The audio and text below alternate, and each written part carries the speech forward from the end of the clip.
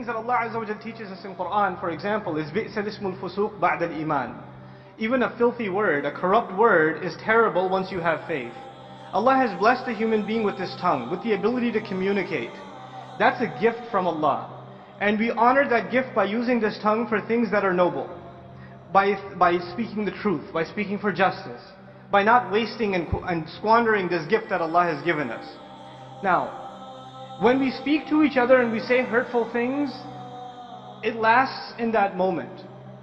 But when you put an absurd and obnoxious and arrogant comment online and you become one of those trolls that say ridiculous things under videos or under blog posts, etc., etc., every time someone hears your inappropriate comments, it's going to be a debit for you. Because every time evil has increased, something bad has increased in the world, someone else has been exposed to evil because of your words, you're responsible. So in that sense, putting stuff up online, you need to be a lot more careful than you are actually in person. Because in person, that conversation died immediately.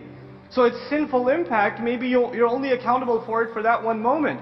But when you put something up online, it's going to be visited and revisited and revisited and relived. And for every one of those occasions, you are answerable and I'm answerable.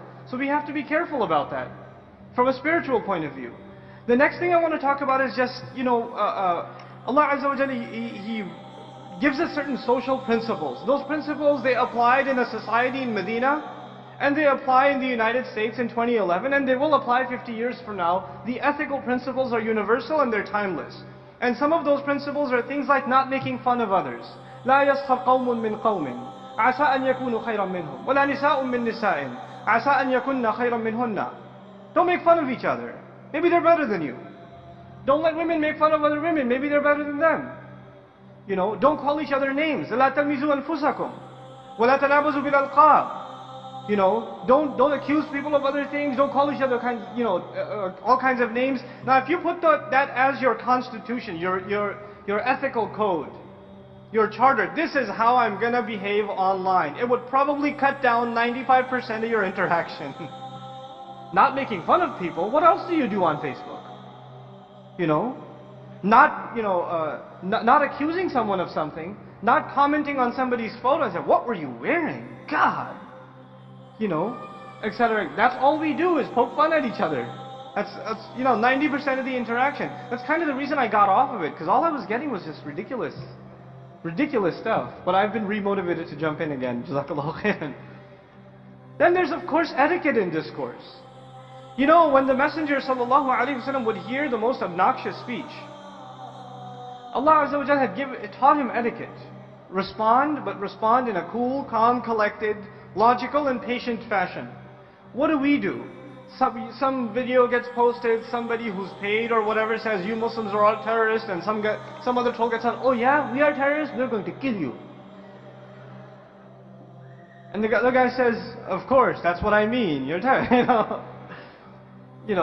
And we just go back and forth and we have no restrictions on how we communicate. Our deen has taught us principles of communication. We have to observe them whether virtually or physically when we interact with each other. It's no different. So we have to, if we just keep these few things in mind, just these few things, then I think we can have a lot healthier discourse. Actually, one of the interesting things, some of the Muslim blogs that are out there are very few of them, but the few that are out there, most people, they don't even go to read the article. You know what they go for? Oh my God, that's the subject? I want to read the comments. And there'll be like 30 pages of comments and back and forth and insults, and you go, "Oh snap, what's he going to say now?" And you go back and forth like that. So this sort of thing, I think we need to mature out of. We need to move past. And we need to utilize this tool for the powerful thing that it is. Arab Spring, people, I mean, it's incredible. It's incredible that can happen. And what the potentials are for what we can do, the kinds of campaigns we can launch, Muslims can launch, for very particular kinds of conversations online, the potential is just enormous. It really is. But it requires all of us to really get our act together. I really commend the successful bloggers out there. I commend the successful YouTubers out there. People like Baba Ali. I respect that a lot. Because we do need that kind of creativity.